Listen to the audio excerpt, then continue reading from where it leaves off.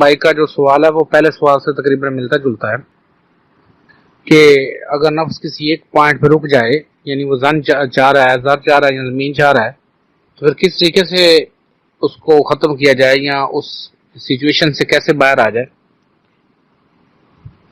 یہ تو بالکل جیسے جیسے آپ کی انرجیاں بڑھیں گی تو وہ چیزیں خود ہی ختم ہو جائیں گی. آپ اپنی انرجیز بڑھاتے جائیے، جتنے بھی یہ 2 نمبر قسم کی چیزیں یہ ختم ہو جائیں گی. یہ لوگ تو نکل ہی نہیں چاہتے نا اس شعور سے. لوگوں کو تو یہی بڑا لگتا ہے کہ بس میں نے کپڑے بڑے اچھے پہن لیے، میں نے کھانا بڑا اچھا کھا لیا. کوئی لڑکا تو کہے گا میری بیوی بہت اچھی ہو گئی ہے، بیوی تو کہے گی مجھے لڑکا بہت اچھا مل گیا.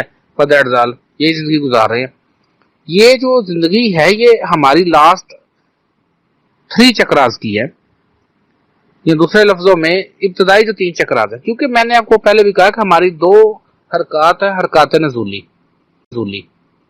اور حرکات سعودی. جو چیز حرکات نزولی میں نمبر 1 پر آتی ہے وہ حرکت سعودی میں سب سے آخر پہ چلی جاتی ہے. اور جب حرکت سعودی شروع ہوتی ہے تو جو چیز نمبر 1 پہ آتی ہے اور وہ حرکت اب سعودی میں جو دوسری حرکت پہلی آئی تھی وہ سب سے اینڈ پہ چلی جائے گی. تو یہی آپ کے ساتھ ہوتا ہے. تو یہ جو زندگی ہے بس اتنا ہی شعور کی کہ اچھا پہننا، اچھا زندگی گزر رہی ہے. تو یہ پہلے 3 شعور ہیں، اس سے اوپر نہیں ہے. کاش کبھی اپنے اوپر چلیے تو صحیح. وہ جو آپ کا ہارڈ چکرا جسے آپ کہتے ہیں، یا قلب کا کھلنا کہتے ہیں، قلب کا جاری ہونا کہتے ہیں. اور میں نے آگے بھی بتا دیا کہ میں اس کو قلب کا جاری ہونا نہیں کہتا کہ یہ بس بیٹھ کر سوچیں کہ یہ کوئی لفظ آ رہا ہے یا جا رہا ہے. تو ایسا کچھ نہیں ہوتا. قلب کا جاری ہونا بیسکلی اصل بات یہ ہے کہ آپ کا جو روشنی کا چوتھا پر تھا اس کی انرجیز کو آپ نے اپنے قلب میں لے کر آنا ہوتا ہے. ایک اسپرچل دل ہے ہمارا، اس کو اوپن کرنا ہوتا ہے. اس میں بہت زیادہ ایسی کافی چیزیں پڑی ہوئی ہیں. تو جیسے ہی وہ اوپر ہوتا ہے نا تو یہ ہمیں یہ زندگی کوئی اس کے مین نہیں رہ جاتے. فضول سا یہ کام جو ہم نے اپنے آپ کو پنجابی میں کہتے ہیں وقت پایا نا اپنے آپ کو، اس سے جب بندے کی جان چھوٹ جاتی ہے. تو ابھی تو اب صرف 4 پہ آئے. 4 جو پوائنٹ ہے جو دل کا مرکز ہے وہ سمجھ لے کہ آپ کی جو دنیا کا شعور ہے، یہ جو انسانوں نے ہم نے رہنا ہے، روزی روٹی کمانی ہے یا دوسرے معاملات جو دیکھنے، ان کو آدھا ڈیل کرتا ہے، آدھا جو ہے وہ روحانیت میں جاتا ہے. تو ابھی صرف آپ کچھ روحانیت لیتے تو ایسا آپ کو محسوس ہوتا ہے کہ کیا بات ہے، میں نے پتہ نہیں کیا حاصل کر لیا. تو اس سے اوپر جب ہم جاتے ہیں، لطیفہ سانچ کو جب ہم ایکٹیو کرتے ہیں، اس کی انرجیاں لاتے ہیں، تو کیا چیزیں ہیں، میں کیا کہہ سکتا ہوں اس معاملے میں. آپ خود دیکھیے گا انشاءاللہ تعالیٰ ان کو. اور جیسے ہی ہم اپنا لطیفہ سری اور لطیفہ روحی شروع کرتے ہیں تو بس پھر ہمیں پتہ چل جاتا ہے. پھر یہ کوئی ایک پوائنٹ رہتا ہی نہیں ہے، آپ خود کمال ہو جاتے ہیں.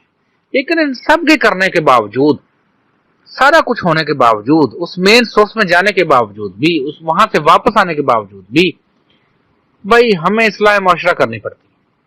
ہمارے سامنے ہمارے نبی اکرم صلی اللہ علیہ وسلم کی حیات مبارکہ ہے.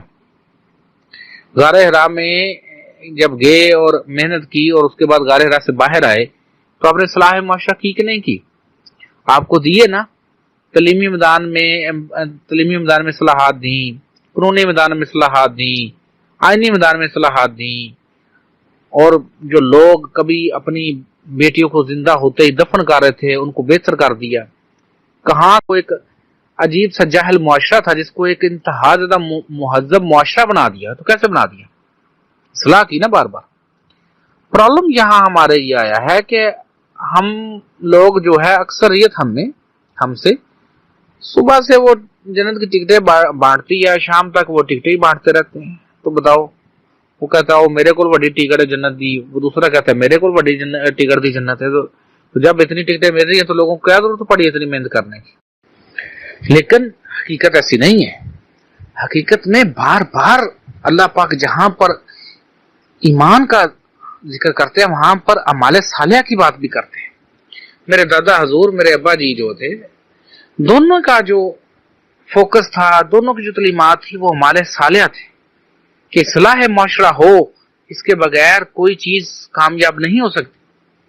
دادا حضور نے حق لال کی کمائی کی ہے اور دیکھیں میں نے جو کتاب لکھی ہے، میں نے ان کی پہلی جو کرامت لکھی ہے وہ ایمانداری کی لکھی ہے، کہ ایسے ان کے جو دشمن بھی تھے جو ان سے روحانی طور پر اختلاف رکھتے تھے، لیکن وہ ان کی ایمانداری کی گواہی دیتے تھے کہ کمال ہے جناب یہ صدیق شاہ صاحب، یار اتنا ایماندار شخص ہے یہ۔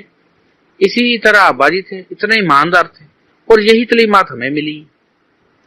اصلاح معاشرہ کے بغیر ہر چیز زیرو ہے۔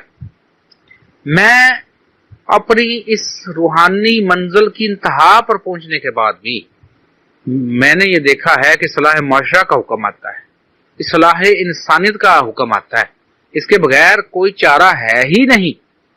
اللہ پاک نے کہا ہے سورۃ ہود میں کہ ہم نے پیدا کیا تم کو، دیکھیں تم میں سے مال صالح کون کرتا ہے، اور بار بار نہیں آ نہیں رہا، آمنوا وعملوا الصالحات، آمنوا وعملوا الصالحات، آمنوا وعملوا الصالحات، بھئی مان لاؤ اور نیک مال کرو، نیک مال کرو، نیک مال کرو۔ ہماری جو اکثریت ہے اس نے تو بس وہ ایک محدود سا تصور بنا لیا ہے کہ بس یہ بس نیک کام ہو گئے ہیں۔ بتائیے مجھے تو پھر آگے کیسے معاملہ چلیں گے آپ کے؟ یہی تو چیزیں سوچنے والی ہیں، یہی تو روحانی بندہ کرتا ہے۔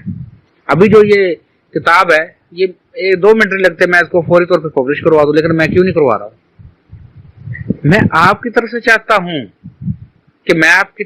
ہوں کہ آپ کی وجہ سے 2-4 بندے کتاب کو پڑھیں، وہ علم آپ کی وجہ سے ان کو ملے، تو مجھے تو کتاب لکھنے کا ثواب ملے گیا، تو آپ کی وجہ سے 2-4 بندے کتاب پڑھیں گے تو آپ کو بھی ثواب ملے گا کہ نہیں ملے گا؟ غور کریں، آپ علم پھیلانے میں حصہ ڈال رہے ہیں کہ نہیں ڈال رہے؟ یہی تو صحیح روحانی بندے کرتے ہیں، وہ جو ٹیم بناتے ہیں، جن کو ساتھ لے کر چلتے ہیں، ان سے زیادہ ان پٹ اور فیڈ بیک لیتے ہیں کہ تاکہ جو ہمیں منزل ملی، جو ہمیں چیز ملی، وہ چیز ان لوگوں کو بھی ملے، یہ بھی اس سے استفادہ کرے، ان کو بھی پتہ چلے کہ آخر یہ زندگی ہے کیا۔